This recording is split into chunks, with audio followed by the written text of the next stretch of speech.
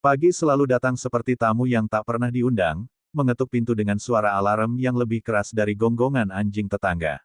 Kamu sedang menikmati mimpi indah, menjadi pahlawan super yang sedang menyelamatkan dunia, tetapi tiba-tiba misi berhenti karena alarm sialan itu. Dengan malas, kamu meraba-raba tombol snooze, berharap bisa memperpanjang mimpi meski hanya 5 menit lagi. Namun, pagi tetap datang tanpa kompromi. Dalam sekejap, kamu tersadar, sudah waktunya menghadapi rutinitas yang sama, lagi dan lagi. Berangkat kerja di pagi hari sudah menjadi tradisi manusia modern. Tubuhmu mungkin ingin tidur lebih lama, tetapi bos di kantor punya agendanya sendiri. Anehnya, otak kita punya jam biologis yang disebut ritme sirkadian, yang sering kali bertentangan dengan jadwal kerja. Jam tubuh bilang masih waktunya tidur, tapi kenyataan memaksa kita untuk bangun, bersiap, dan menembus kemacetan kota. Setiap langkah kaki menuju kantor terasa seperti autopilot, bahkan terkadang kita sampai di tempat kerja tanpa benar-benar menyadari bagaimana kita sampai di sana. Otak kita seperti memutuskan untuk istirahat sejenak, membiarkan tubuh berjalan sendiri.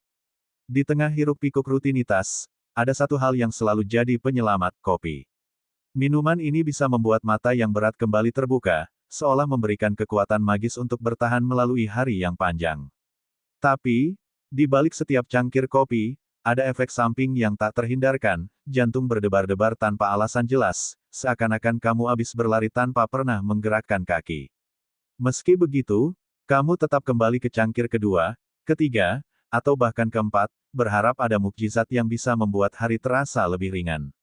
Waktu terus berlalu, dan tiba-tiba, sudah jam makan siang. Ini bukan sekadar waktu untuk mengisi perut, tapi juga momen untuk bertukar cerita dan mengeluh tentang bos yang selalu merasa dirinya benar.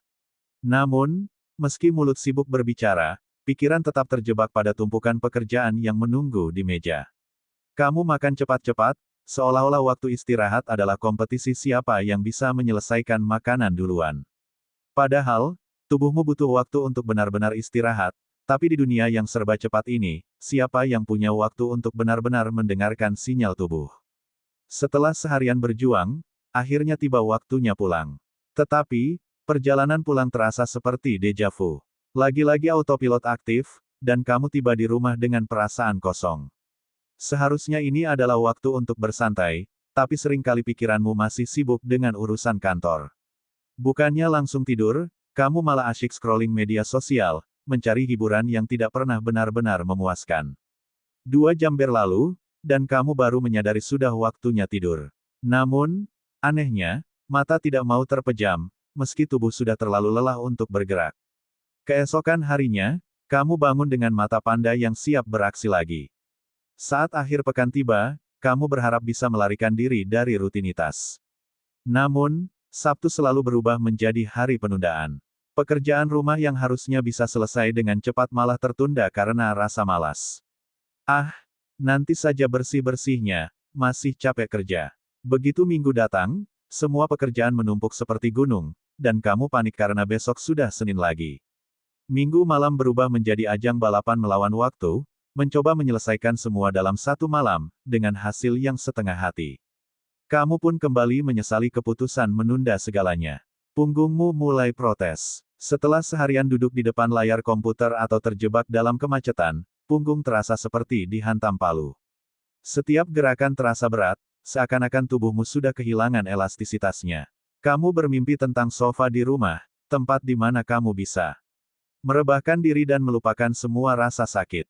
Tapi, begitu sampai di rumah, rasa capek malah membuatmu terlalu malas untuk melakukan apapun, bahkan untuk meregangkan otot. Dan akhirnya, pagi datang lagi, bersama suara alarm yang masih kamu benci, tetapi tak bisa kamu hindari. Alarm adalah musuh abadi yang selalu membangunkanmu dari mimpi paling indah. Kamu menekan tombol snooze, berharap bisa mendapatkan beberapa menit ekstra, tetapi tahu itu hanya akan menunda yang tak terhindarkan. Ketika akhirnya kamu bangun, terlambat beberapa menit, kamu buru-buru bersiap untuk hari yang lagi-lagi sama. Me time, yang kamu impikan setelah pulang kerja seringkali berubah menjadi waktu untuk scroll tanpa henti. Media sosial menjadi pelarian yang tak pernah benar-benar memuaskan. Kamu berjanji pada diri sendiri bahwa besok akan lebih produktif, tapi malam ini, scrolling terasa lebih menarik daripada melakukan hal-hal produktif. Dan begitu kamu sadar, waktu sudah habis, dan perasaan bersalah datang menghantam. Pagi-pagi yang kamu bayangkan penuh semangat dan energi, dengan sarapan sehat dan olahraga ringan, seringkali hanya menjadi angan. Kenyataannya, pagi kamu lebih mirip adegan kejar-kejaran dalam film laga, terburu-buru, minum kopi instan, dan sarapan seadanya. Semua dilakukan dalam kecepatan tinggi karena takut terlambat. Mimpi pagi yang damai dan produktif selalu berakhir dengan kenyataan yang penuh tekanan. Dan begitulah siklus terus berulang. Pergi pagi, pulang malam, terjebak dalam rutinitas yang terasa seperti putaran tak berujung. Di balik semua itu, ada keunikan dan kelucuan yang sering kali terlewatkan. Meski hidup penuh dengan tekanan dan tanggung jawab, selalu ada momen-momen kecil yang bisa kita tertawakan. Rutinitas mungkin membuat kita merasa seperti robot, tetapi sedikit humor dan ketidaksempurnaan di dalamnya adalah yang membuat kita tetap manusia.